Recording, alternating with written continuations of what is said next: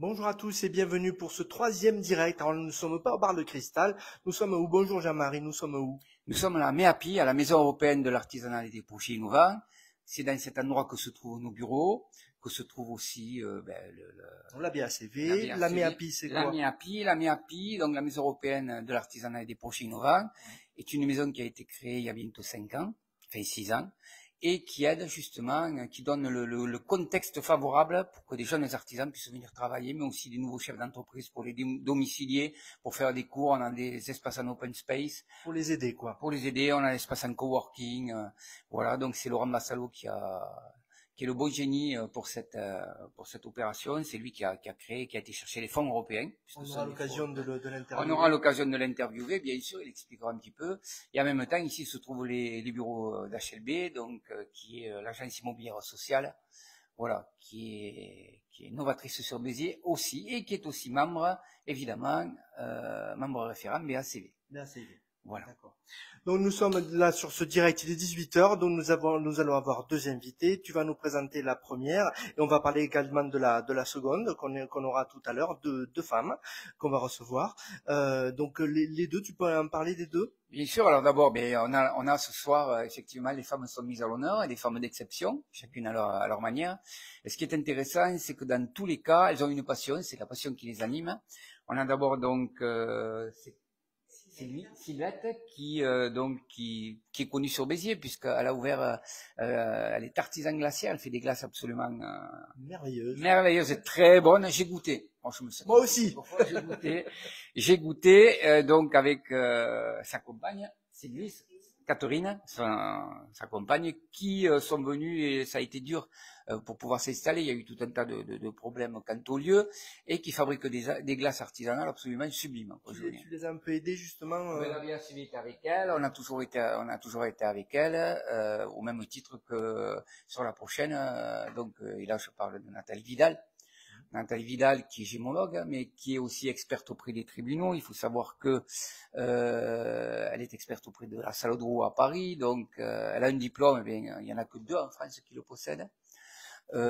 Spécialisé, là aussi qui fait partie de la BACV, c'est un de nos... Catherine et Sylvette, voilà, vous avez réuni les deux prénoms.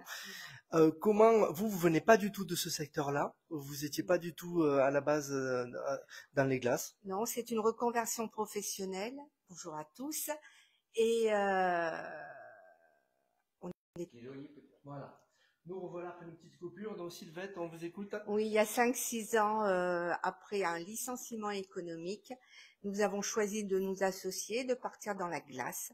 Donc on a passé notre diplôme, puisqu'il faut un diplôme pour pouvoir fabriquer un CAP. On est retourné à l'école comme des grandes filles. Vous vouliez fabriquer de A à Z, vous contrôlez toute votre production. Oui, être vendeur, ça ne nous intéressait pas. Donc on est reparti à l'école avec des patrons, des cours, etc. On était au Bossé à côté de Toulon pendant 1 an. Et puis ensuite on a cherché un local. Ça a été un grand parcours. Il en a parlé, Monsieur Platé, c'est difficile. C'était Béziers pour vous dès le départ. Vous aviez choisi Béziers ou pas forcément? Pas forcément. On voulait faire quand même un endroit qui soit ouvert toute l'année. Donc on voulait pas la côte qui travaille 4 ou 5 mois. On voulait vraiment travailler toute l'année puisque c'est notre métier. Fidéliser une clientèle sur l'année. Oui. Donc après des recherches, on a trouvé enfin le local qui nous convenait pour qu'on puisse fabriquer, parce que c'était ça, le recevoir et fabriquer. Et donc on se trouve aujourd'hui place des 3-6, à l'angle de la rue de l'Argenterie. On a travaillé pendant plus d'1 an sur le local pour créer l'atelier de fabrication, le laboratoire. Et puis on a ouvert pour le Covid. Voilà. Donc c'est le meilleur moment. C'est pas le meilleur moment. Ça nous a permis de nous faire un peu la main. On a beaucoup travaillé avec les gens du quartier qui ont été fantastiques, qui sont venus tout de suite. Ils sont fidèles et je les remercie parce que vraiment ils nous ont permis et moralement et financièrement de tenir. Et ensuite, après, bien sûr, on a une clientèle de passage, puisque on est sur le passage de la cathédrale, et aujourd'hui encore plus, puisque avec la passerelle, ça génère un nombre de personnes qui passent devant chez nous. Vous sentez vraiment la différence. On est ravis, ouais. Là, donc les gens s'arrêtent volontiers, on est contente, voilà. Très bien. Et puis, j'ai le sentiment, vous dites les gens vous le rendent bien, mais parce que vous donnez quelque chose d'original, de quand même à la carte qui vous ressemble. On sent que vous incarnez ce que vous faites. On essaye. Il faut se différencier des autres. Et donc, et puis, il faut s'amuser un peu. Donc, on a les basiques, hein, parce que les enfants nous demandent beaucoup de vanille, chocolat, fraise, citron. Et la pistache, ça part énormément.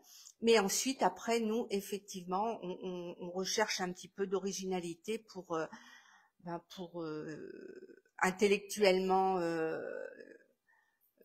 qu'on soit satisfaite. On fait des petites créations. Après, c'est pas, mais ça permet aux gens d'avoir régulièrement des produits nouveaux, puisqu'on a 18 parfums, mais avec les basiques, ils changent pas.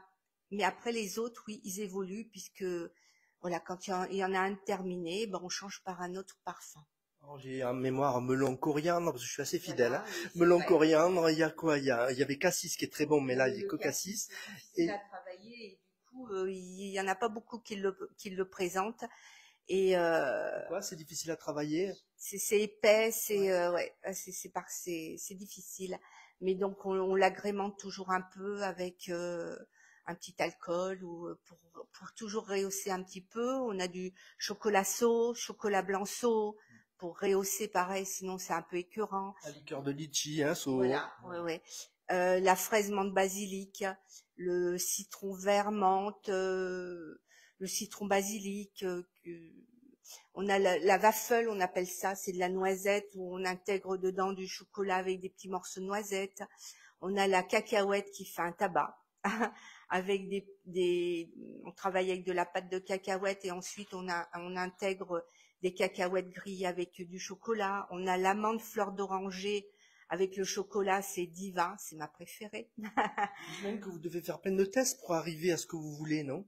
Ben, on travaille surtout l'hiver les parfums un peu difficiles, mais sinon après non, l'été on fabrique 2-3 fois par semaine parce qu'il y a de la demande, donc c'est ça qui est difficile, c'est de faire et la production et la vente. On a 2 jeunes filles qui nous aident à la vente, qui sont superbes, c'est Amel et Orlane, et qui sont hyper agréables avec les clients, qui connaissent bien la glace, et les gens sont bien accueillis. Donc c'est vrai que au-delà d'offrir de la bonne glace, c'est ce qu'on veut, c'est aussi un moment de partage. Les gens ils viennent pour du plaisir, on essaye de leur en donner.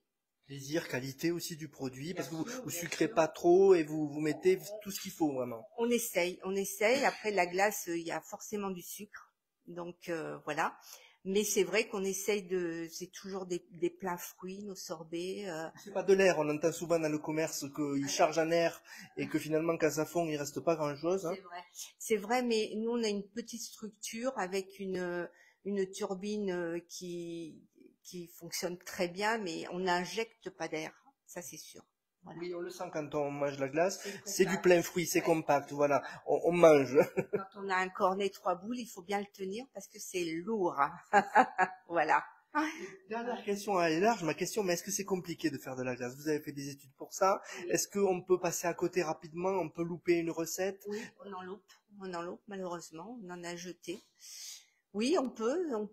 Parfois, on est obligé de toute façon, on équilibre toujours, on regarde toujours s'il y a assez de sucre. C'est des techniques. Hein. C'est des tests un peu, vous pouvez... C'est des techniques, on vérifie. Oui, ça nous arrive de rater, mais voilà. Après, des fois, on met pas assez de sucre, alors du coup, on a une texture un peu granitée. Ce qui est excellent. C'est difficile pour nous de faire des boules, mais après, en goût, c'est excellent parce qu'on a du fruit. Voilà. Les crèmes, c'est plus facile. Faire des crèmes, c'est plus C'est le facile. sorbet qui est plus compliqué, Le c'est ça? sorbet, c'est toujours plus compliqué parce que les fruits sont pas sucrés tout le temps de la même façon. Donc, il faut toujours qu'on vérifie, qu'on ajuste et voilà. Donc, on essaie de faire au mieux. Merci beaucoup Sylvette. Donc Merci. place à côté des 3-6, place du Forum, c'est ça qu'on appelle, je sais pas. Il l'appelle de plusieurs noms. Donc, nous, c'est la place des 3-6, à l'angle de la rue de l'Argenterie. Donc c'est devant la mairie en fait. Hein. C'est la place qui est devant la mairie. Oui, c'est ça, c'est ça. En France, anciennement, l'ancienne poste. On a une superbe place, très dynamique. Le vendredi, il y a de la musique. Le samedi, il y a de la musique. Oui, ils ont aménagé super bien. Et nous, on a 2 petites terrasses qui accueillent les gens Très agréable. à l'ombre. C'est sympa. Merci beaucoup Sylvette d'être passée. Merci à tous. Et on vous laisse rejoindre votre travail parce que ça vous prend, j'imagine, beaucoup de temps. Et merci pour votre implication, merci pour tout ce que vous donnez à vos clients. Au revoir. Au revoir. Jean-Marie, l'image de Sylvette, c'est vraiment, ça colle à la BACV totalement. La BACV, quand elles sont venues à l'époque avec le projet, j'avais trouvé ça génial, surtout que c'était une reconversion. Ils ont fait un travail magnifique. Ça a été quelque chose d'extraordinaire. Et là, on n'a pas encore parlé des bûches de Noël. Oui, parce qu'elle travaille à la fois, voilà, oui, elle travaille à la fois l'été, mais l'hiver aussi. Et les bûches, là, c'est à mourir, quoi. Moi, j'ai testé personnellement par souci de conscience, en tant que président professionnel, en tant que président de la BACV. Pas déçu. Mais là encore, pas déçu du tout. Et là encore, toujours de la passion, l'amour du métier, une reconversion réussie sur le centre-ville de Béziers. Il faut voir un petit peu le travail qu'elles ont fait à l'intérieur. C'est magnifique. C'est magnifique avec des arches. Elles ont fait vraiment un très, très beau travail. Ça a été compliqué, en plus, puisque c'est des bâtiments classés. Et là, je suis content que ça marche bien, voilà. Et ce qui est beau, c'est une proposition unique pour Béziers, qu'on ne trouve pas ailleurs, voilà. Pas de cette manière-là, non. Voilà, elle déroule sur le centre-ville. C'est vrai qu'on a le plaisir que ce soit pour aller chercher une glace en hiver ou une glace en été, avec tout un tas de parfums qu'on ne trouve pas ailleurs. Voilà, c'est vraiment là, pour moi, c'est réussite. Réussite, c'est ce qu'on aime. C'est pour ça qu'on se bat au niveau de la BACV. Ben c'est très représentatif en tout cas de la BACV. Merci Sylvette, à bientôt. On la laisse s'échapper. Et juste, j'ai quelque chose à vous dire. Restez sur ce direct si vous voulez gagner le guide des belles adresses d'Occitanie. Lors de la première émission, nous avions sa créatrice Anne Cabardi, et donc elle vous offre tout l'été un guide par semaine, le guide des belles adresses. Restez avec nous, commentez et vous pourrez participer au tirage au sort en fin d'émission. Voilà. Deuxième invité. Jean-Marie, nous l'avons annoncé tout à l'heure. Alors là aussi une passion du beau, une passion des bijoux, une passion de l'évaluation. Bon, elle est un peu dedans parce que son mari, le mari de Nathalie, justement, c'est un bijoutier, un artisan bijoutier. J'insiste sur le mot artisan, qui se trouve rue du 4 septembre, à l'angle de la rue du 4 septembre et de la rue Méran, la bijouterie Champs-Élysées. Là aussi un passionné. Donc elle a été dedans pendant des années. Et là aussi un travail très important pour pouvoir obtenir ce diplôme, qui est pas évident à obtenir. Une passion pour le beau. Et puis là, je veux dire, on a la fierté d'avoir sur Béziers une personne qui a un diplôme. Il y en a que 2 qui l'ont sur Béziers, sur la France. La France, oui. Donc c'est quand même quelque chose d'extraordinaire. Et toujours cette passion du beau et du bon. Voilà. Très bien. Pendant qu'elle s'installe, j'allais zapper l'agenda de la semaine, donc je vais pas le zapper, je vais le dire pendant quelques minutes. Les manifestations qui vous attendent, on la laisse peut-être s'installer à ta place pendant ce temps. Votre agenda de la semaine, aujourd'hui, c'est la fête à Alignan-du-Vent dès 19h30. Mardi, les mardis de Valras sur le port de 19h à 23h. Mercredi, les 12e mercredis de l'été, église Saint-Jacques à Béziers à 18h.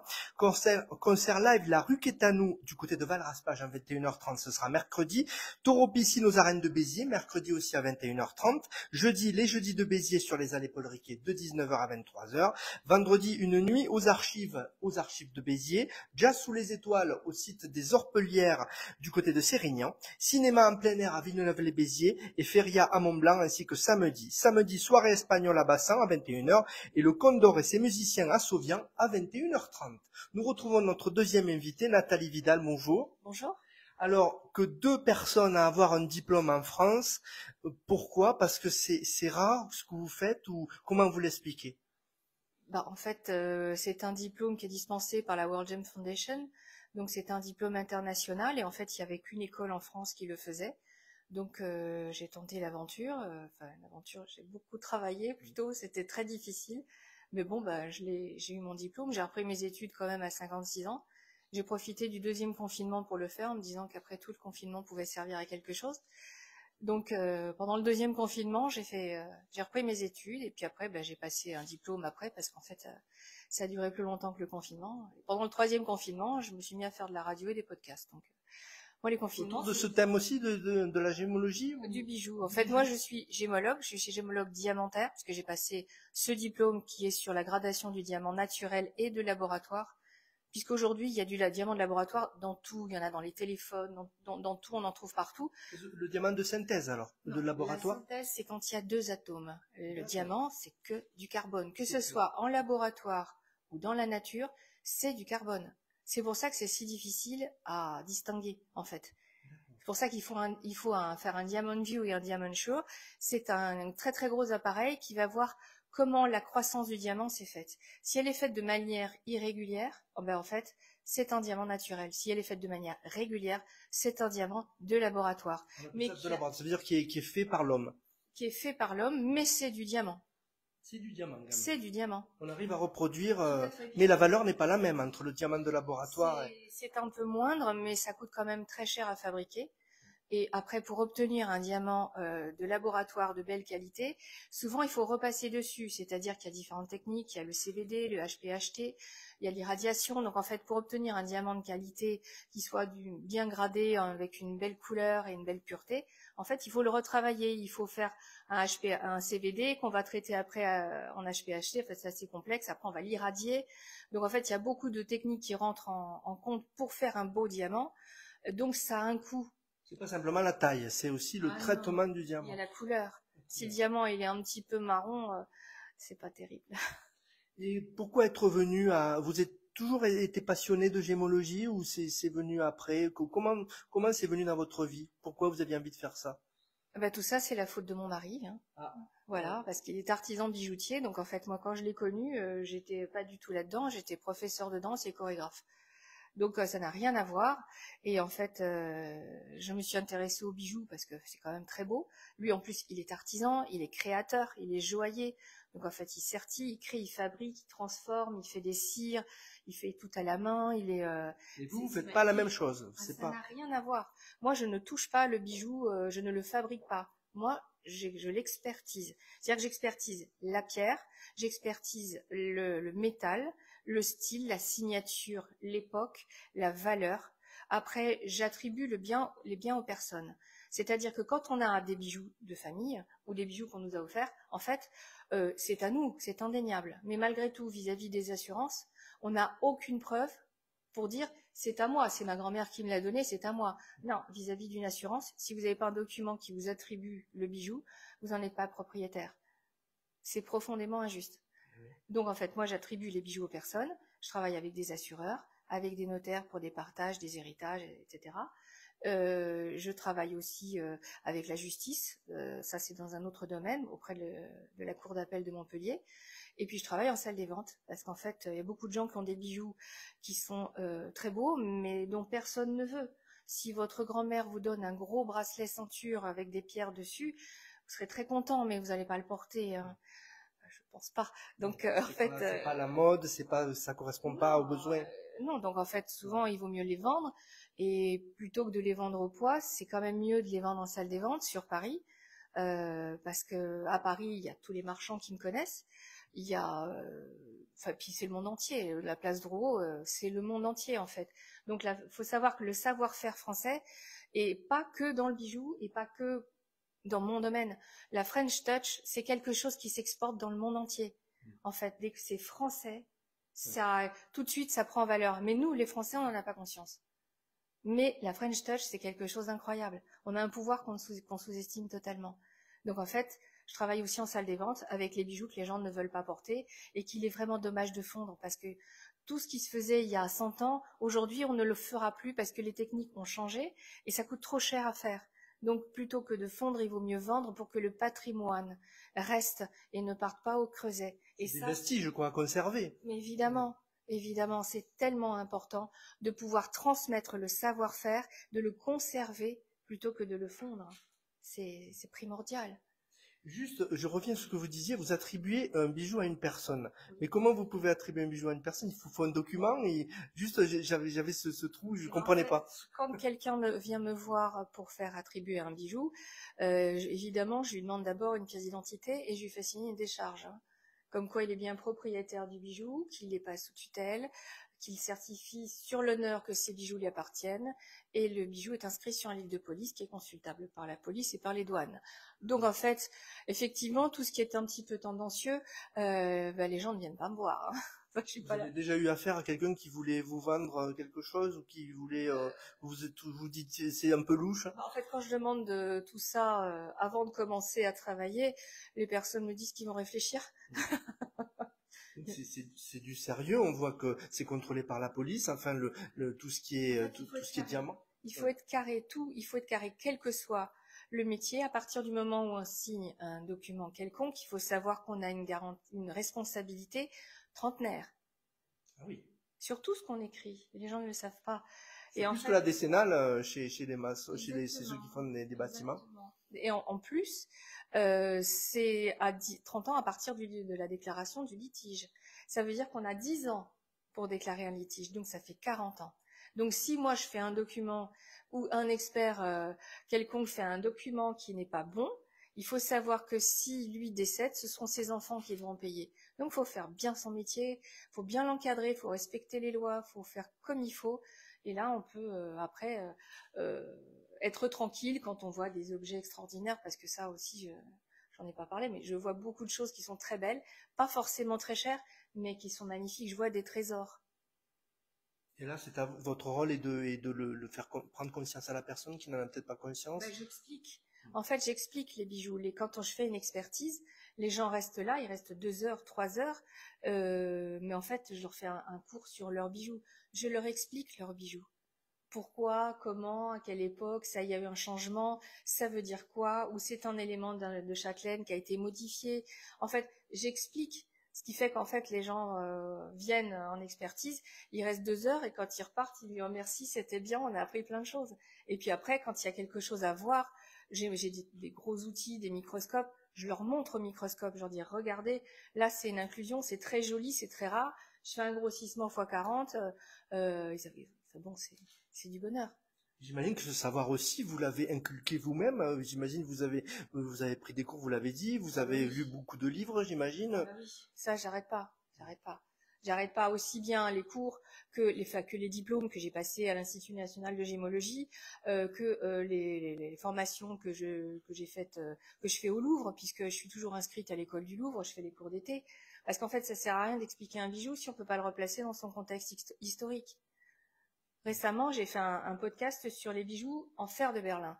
Le fer de Berlin, c'est j'ai donné l'or pour la patrie. C'est en fait dans l'histoire, quand on a besoin d'or pour renflouer les armées, on fait appel aux gens du peuple pour donner leur or, pour récupérer l'or.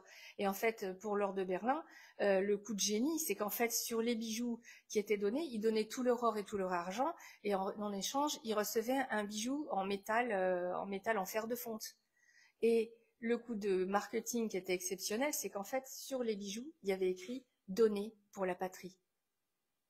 Donc, en fait, il y a des gens qui arboraient des bijoux en fer de fonte, qui étaient très jolis au demeurant, qui étaient vraiment de la dentelle de fer. Par fierté, en fait. Exactement. Ça montrait, j'ai beaucoup de fer sur moi, j'ai beaucoup de fer de fonte, de bijoux comme ça, parce que avant, j'avais beaucoup d'or. Aujourd'hui, ces bijoux existent toujours en fer, ils ont de la valeur? Alors, aujourd'hui, on en rencontre en salle des ventes. Il y en a très peu, mais on en rencontre. Et ça juge assez cher quand même, hein. Il y en a qui s'est jugé à Sotheby's à 2700 €, à Drouot dans les 2000 €. C'est que du fer, hein.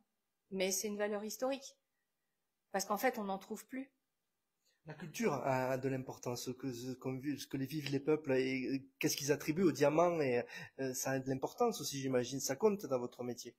Évidemment, surtout qu'il faut savoir que les bijoux sont fondus et les pierres restent. Donc aujourd'hui, on retrouve des bijoux avec des pierres très très anciennes. On le voit à la taille, où la taille est très rudimentaire sur par exemple des diamants. Mais par contre, le bijou est quand même avec une centaine d'années. Alors que de toute évidence, la pierre a été taillée il y a au moins 300 ans. Puis avant, c'est vrai que les bijoux étaient destinés au clergé, et à la royauté. Les gens du tout venant n'en avaient pas. Hein. Le bijou fantaisie date d'après la Révolution. Après, il y en avait un peu avant, mais c'était quand même pas beaucoup. Il n'y avait pas grand-chose. Et la place du bijou dans les gens qui viennent vous voir, ça représente quoi dans leur vie? Ça peut être un héritage, ça peut être quelque chose qui est important pour eux d'arborer. Tout dépend. Le bijou aujourd'hui est il y a des personnes qui sont très fières de pouvoir arborer, par exemple, un diamant, un beau bijou. Après, c'est une catégorie qui est en train de changer. Beaucoup de personnes ont déjà été cambriolées, souvent, et donc ont du mal à reporter des bijoux. D'autres personnes ont peur de se les faire arracher dans la rue. Donc, moi, je conseille de ne pas porter de collier en or. Mais par contre, des bagues, des bracelets, c'est nettement moins visible. En fait, le bijou sera toujours à la mode. Après, il y a le phénomène de mode qui fait qu'on va porter une marque parce que c'est représentatif d'un certain standing. Mais il y a les bijoux de la place Vendôme qui sont réservés vraiment à une élite. Et après, il y a aussi quelque chose que j'aime beaucoup, c'est les bijoux des rappeurs. Les bijoux des rappeurs ils portent beaucoup d'or. C'est clinquant, très clinquant. C'est clinquant, mais il faut savoir que quand même, les rappeurs, quand ils portent des diamants, c'est du VVS. C'est-à-dire very, very small inclusion, c'est de la top qualité. Ils portent pas n'importe quoi. Et ils portent des blazes qui viennent du mot blason, qui viennent du mot chevalière, ce qu'on mettait avant dans les grandes familles. Et en fait, ils portent des blazes. Donc, en fait, ils ont des grosses bagues avec leur blaze, qui est très, très important, qu'ils portent en bague, qu'ils portent en collier. Et il y a un rappeur aux États-Unis, il s'est quand même fait faire un collier en or qui pesait plus de 3 kilos. Donc en fait, le bijou sera toujours important pour montrer qui on est, mais malgré tout, pour certaines personnes, restera quand même dans la discrétion et l'élégance, et pas forcément dans l'ostentatoire. Mais tout dépend en fait, tout dépend de qui va le porter.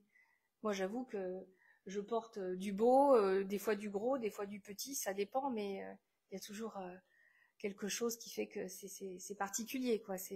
Puis un bijou, c'est toujours une histoire d'amour. Le bijou est lié au sentiment. Forcément. Le bijou, d'abord, se porte à même la peau.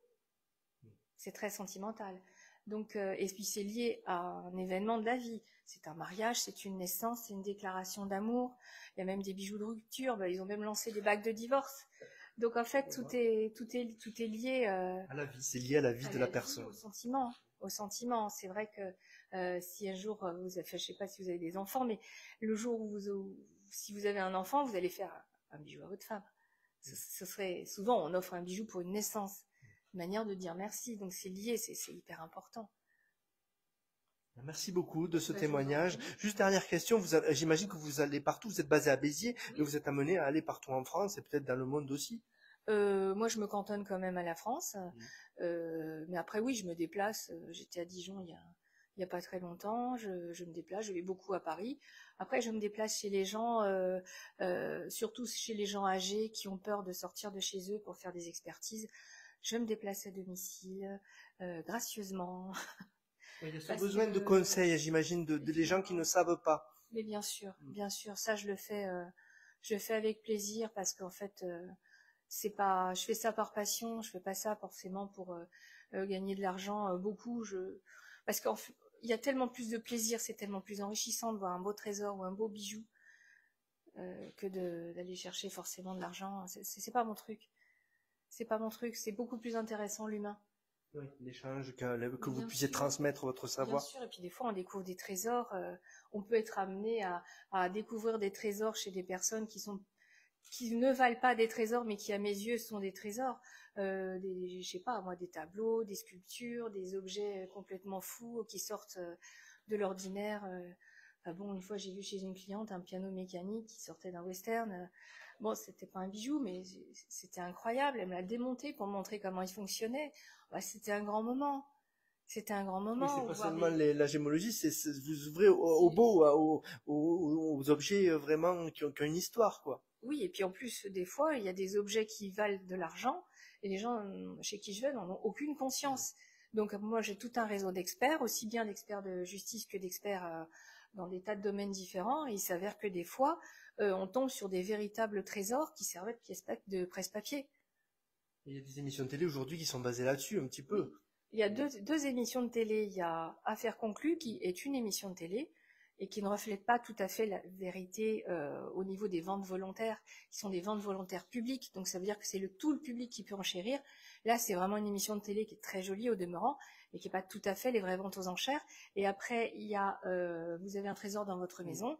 Ça, ça se fait toujours, mais ce sont des vraies ventes aux enchères avec un public qui enchérit, et c'est au meilleur enchérisseur que va l'objet. Et là, c'est vraiment des ventes aux enchères. Voilà. Et merci beaucoup. Moi, c'est ce que je fais, des ventes, vraies ventes, voilà. Des vraies ventes avec un vrai public. Ah oui, oui, tout à fait. Merci beaucoup de nous avoir fait partager votre passion. Et donc vous êtes basé à Béziers. Si on veut venir vous voir, vous êtes Champs-Élysées.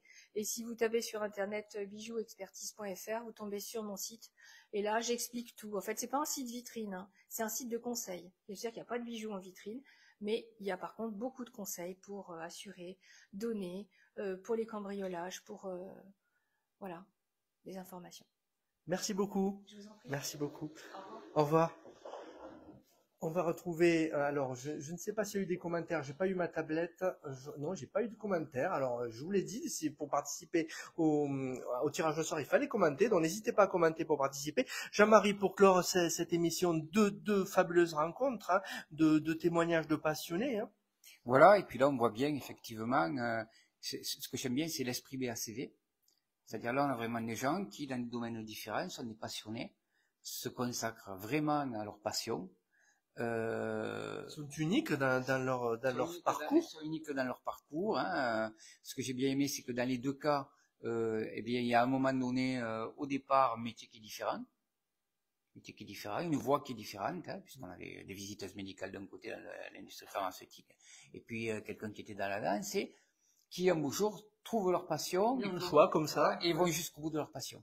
Et ça, moi, quand j'ai des personnes qui viennent me voir, des porteurs de projets comme ça, moi, je veux dire, ils sont prioritaires, quoi, parce que vraiment, on sent qu'ils vont aller loin. Il y a une vraie démarche, il y a le choix. Et dès le moment qu'ils ont entamé leur démarche, ils vont aller loin. Ouais. Ils vont aller loin parce que leur démarche, ils vont au bout de leur passion, et donc ils ont envie, ils vont pas regarder l'heure, ils vont vraiment travailler à fond. Voilà. C'est ce qui est intéressant. Et puis là, aujourd'hui, le plaisir de vous accueillir à la MEAPI aussi. On aura prochainement l'occasion de rencontrer Laurent Massalo. Voilà, qui est aussi membre référent. Donc, membre référent, c'est ce que j'expliquais la différence avec la BACV. Et puis, la semaine prochaine aussi, 2 jolies surprises. Voilà. Ben, merci beaucoup, Jean-Marie, de nous faire partager comme ça, de montrer l'utilité de la BACV et la richesse de tout ça. Merci beaucoup. Avec grand plaisir. Merci à vous. Donc, il n'y a pas eu de commentaires, donc, mais vous avez été plusieurs à passer sur ce direct. Donc, on remettra un jeu. Il y aura 2 guides à gagner la semaine prochaine. Voilà. On vous donne rendez-vous la semaine prochaine à 18h pour un nouveau direct. Merci, Jean-Marie. Au revoir. Au revoir.